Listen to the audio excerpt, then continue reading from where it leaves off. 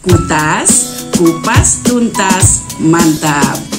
Assalamualaikum warahmatullahi wabarakatuh. Selamat datang di Atik Kep Channel.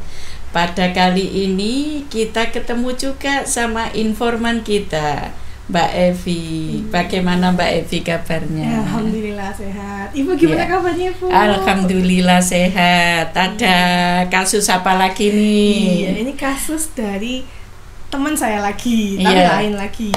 Gimana? Teman saya baru menikah, kemudian kemarin ketika dia mencoba untuk tes pack, tes kehamilan, muncul 2 garis strip biru, hanya saja satunya samar. Terus dia tanya ke saya, kira-kira saya ini lagi hamil atau enggak sih gitu. Oke, terima kasih pemirsa. Pada kali ini kita akan kupas tuntas tentang tanda-tanda kehamilan. Tanda pasti dan tidak pasti. Oke, kita simak ya. Oke. Ya, gini Mbak Evi ya. Ini kan kita mau mengetahui temennya Mbak Evi yang baru menikah itu telat ya, atau terlambat datang bulan gitu. Berapa bulan itu katanya? Katanya sudah telat kurang lebih 1,5 bulan dari mensnya dia biasanya. 1,5 bulan gitu. Oke, jadi kehamilan itu sendiri sebenarnya tanda-tandanya ya, kalau tadi cari tanda-tandanya, ada tanda-tanda pasti dan tidak pasti. Jadi kalau sudah terlambat 1,5 bulan, kemudian biasanya mennya teratur, kemudian ada di tes kehamilan ya positif kan gitu ya. Untuk apa istilahnya tes kehamilan positif itu belum tentu juga dia hamil ya. Jadi kalau pengantin baru biasanya kepuwinginnya kan ini hamil bener atau enggak ya. Pertama yang dikeluhkan adalah terlambat haid. Walaupun 1 bulan sudah bingung kan. Padahal itu ditunggu dulu ya. Itu 3 bulan ya, aminore atau tidak men selama 3 bulan berturut-turut. Kemudian ada tadi tanda PPT tesnya atau tanda tes kehamilannya positif ya. Kemudian ada keluhan nggak secara fisik, keluhan gitu? Dia bilang perutnya agak terasa lain gitu. Ya. Kayak kembung-kembung gitu. Oke, terus kalau pagi dia ada rasa mual-mual juga. Iya, kalau pagi adanya mual-mual, kadang muntah gitu ya. Terus apa lagi yang dikeluhkan temennya? Sejauh ini yang diceritakan seperti itu aja. Seperti itu ya. Jadi adanya mual muntah di pagi hari atau morning sickness gitu ya. Kemudian kadang ya ada pusing-pusing gliyeng kayak orang mabuk gitu ya. Itu kemudian tidak datang bulan, tes kehamilan positif. Itu masih merupakan tanda tidak pasti hamil. Iya. Itu jadi misalkan aminore, terus mual muntah di pagi hari, tes kehamilan positif, kemudian agak kayak gliyeng-gliyeng mabuk, itu ya pusing-pusing gitu, itu masih merupakan tanda-tanda belum pasti hamil. Karena apa? Orang aminore atau tidak mens itu juga bisa terjadi pada penyakit-penyakit ya yang menimbulkan tidak men ya. Itu kemudian yang positif itu juga belum tentu juga. Karena apa? Ada penyakit-penyakit yang bisa menyebabkan tes itu positif gitu ya. Itu jadi masih tanda belum pasti hamil gitu.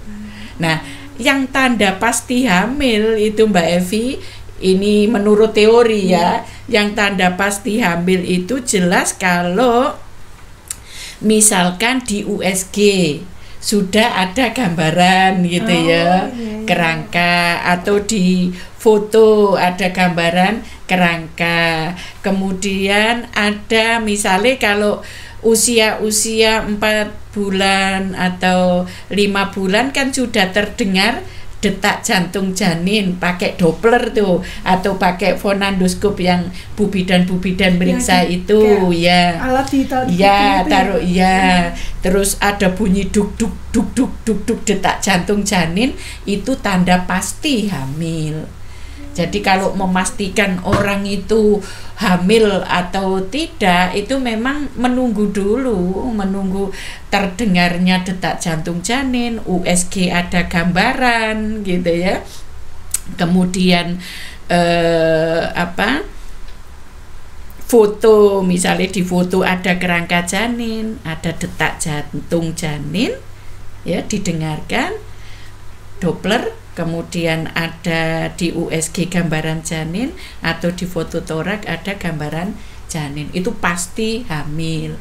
Tapi kalau tanda nggak pasti, ya tadi datang bulan terlambat. Lah ini kadang orang masih bingung kan, kadang saking kepenginnya ya, kepenginnya hamil, itu kadang orang merasa secara psikologis dia kayaknya mual muntah, kayaknya ini itu ya. Makanya harus dipastikan. Memang kalau tanda tidak pasti atau belum pasti lah itu ya, belum pasti hamil itu, yaitu terlambat haid, kemudian tes PPT-nya positif, kemudian ada mual muntah, mungkin pusing dan sebagainya. Itu belum pasti. Karena teman saya percaya dengan dukun pijat, dipijat katanya, oh iya ini hamil, tapi kemarin teman saya ini ketika cek ke dokter kandungan bilangnya, oh ini bukan hamil Bu, seperti itu. Berarti memang betul ya, kalau misalnya kalau hasil tes pack tadi itu ternyata positif, itu masih bisa belum tentu hamil. Iya, belum tentu hamil karena ada penyakit lain yang bisa menimbulkan menghasilkan tes kehamilan itu positif. Katanya dia, iya dokter saya bilang kalau tes pack itu hanya mengecek perubahan hormonal, bisa saja itu terjadi karena sakit. Makanya harus dipastikan dulu dengan adanya detak jantung janin, DJJ ya, dengan USG adanya gambaran janin atau foto, itu baru dipastikan. Nah kalau tadi sudah ke dokter SPOG, oh ini nggak hamil, nah kemungkinan tadi kan ada hamil anggur. Oh ada hamil yaitu anggur. Yang kemungkinan hamil anggur. Hamil anggur itu namanya molahidatidosa. Molahidatidosa. Jadi kayaknya dia hamil, ya perutnya membesar, kemudian dites juga positif hamil, aminore juga. Tapi setelah diperiksa dokter, ndak ada. Ya, atau mungkin kalau di desa ke Bu Bidan, kok nggak ada ya, sudah 4 bulan, sudah sekian kok DJJ-nya nggak terdengar. Akhirnya Bu Bidan biasanya ngerujuk ke fasilitas kesehatan, ke rumah sakit. Itu dipastikan di situ ini kehamilan anggur atau apa gitu. Karena kehamilan anggur itu atau molahidatidosa itu tanda-tandanya Mbak Evi ya. Jadi ya ada dia telat datang bulan, dites hamil juga positif, pembesaran perut juga ada, malah pembesaran perut itu lebih besar dari usia perkiraan kehamilan. Iya, kalau ditanya tidak men kapan, itu ya ada, oh saya nggak men mulai bulan sekian, perutnya besar.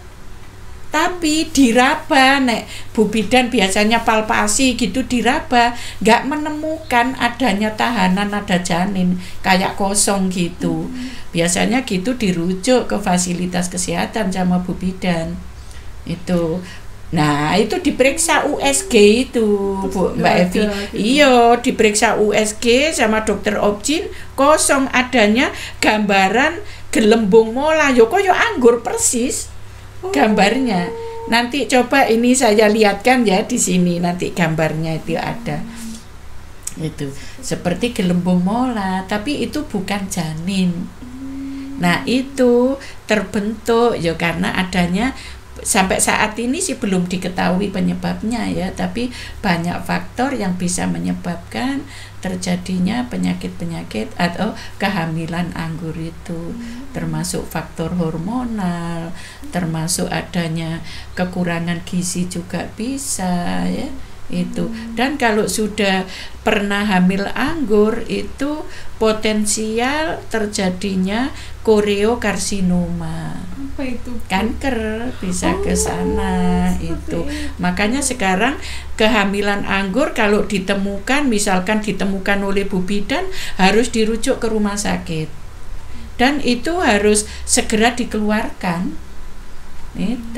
Itu mengeluarkannya dengan cara kuret. Dikuret, dikerok itu sama dokter Objin ya, dibersihkan lah, dikuret. Makanya harus ke fasilitas pelayanan kesehatan yang ada dokter spesialisnya. Nguretnya juga nggak satu kali itu Mbak Evi. Oh, nggak bisa. Iya, nggak bisa. Itu harus dikilet beberapa kali oleh dokter Objinnya. Itu makanya harus MRS, masuk rumah sakit.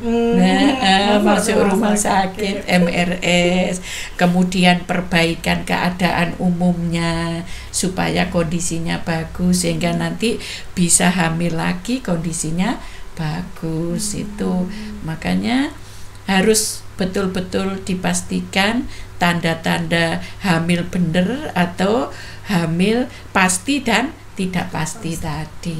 Itu masih ada yang di ini kan?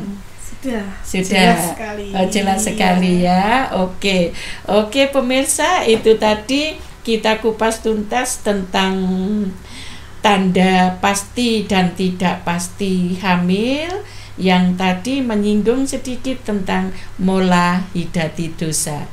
Mudah-mudahan bermanfaat. Wassalamualaikum warahmatullahi wabarakatuh. Jangan lupa subscribe, like, share, komen. Jangan lupa gabung di Atik Channel.